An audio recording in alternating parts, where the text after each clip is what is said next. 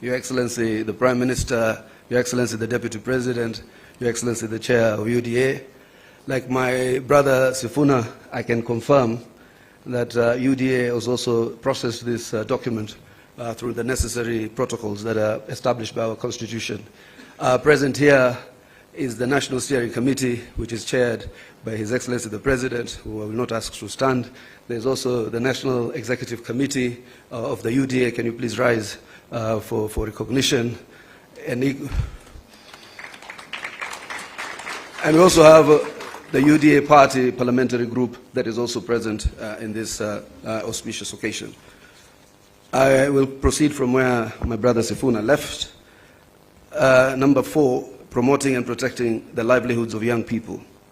Urgent and massive investment must be made in all high potential sectors of the economy, including mining, blue economy, agriculture, and ICT, to create sufficient employment opportunities that provide ways for young people to earn a decent living. Nationwide economic stimulus programs must therefore be initiated. Young people must also be mainstreamed in all political spaces to bring their voices to the table and their participation to the center of all activities. Number 5, leadership and integrity. Kenyans are concerned by the expression of opulence, accompanied by rude and arrogant conduct of public officers, and the apparent impunity that has followed the same. It must be enforced that the demeanor of public servants needs to reflect the dignity of their offices and the respect owed by them to the citizens of the Republic of Kenya. We must also urgently provide a legal and institutional framework for addressing conflict of interest among public servants. Number 6, the right to peaceful assembly and protest under Article 37 and compensation of all pending claims of abuse and derogation of their rights. Derogation of the rights to peaceful assembly and protest remains one of the most shameful realities of the excesses of the Kenya's law and order responses since independence. The effort to uphold this right must now involve not just the taking of responsibility by officers who break the law, but also by compensation of the victims of these derogations. An amnesty must be granted to all those who are charged for offenses based on the exercise of their right to peaceful assembly. The National Police Service must update their methods and processes of dealing with demonstrations and assemblies when they are held, and particularly when they have to be managed or contained. 7, the national debt.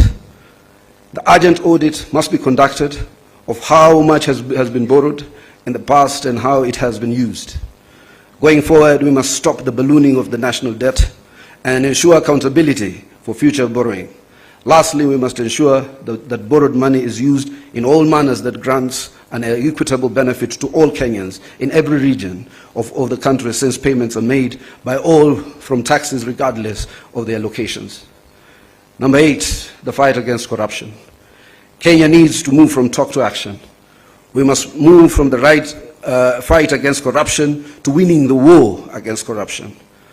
We must enhance the capacity of institutions that enforce accountability, and particularly the offices of the Auditor General, the Controller of Budget, and the Ethics and Anti-Corruption Commission. 9, stopping wastage of public resources and promoting government efficiency.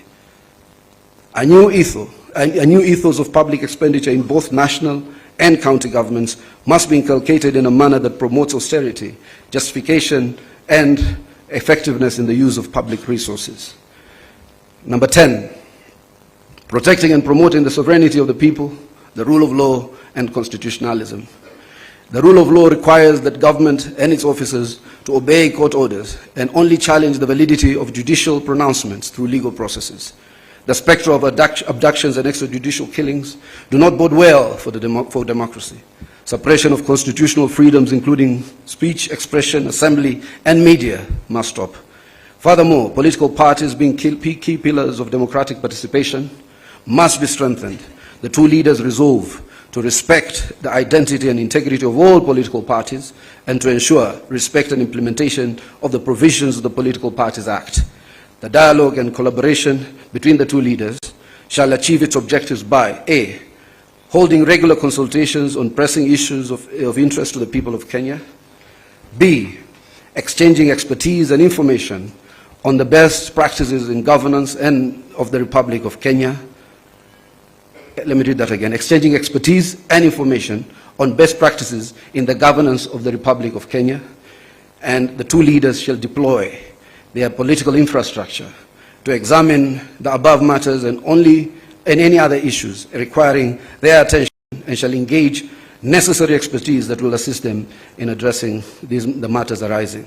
Signed, His Excellency Dr. William Samoei Ruto, CGH, Party Leader of the UDA, and also to be signed by His Excellency the Right Honorable Raila Odinga, EGH, Party Leader of the Orange Democratic Movement, on the 24th day of March 2025.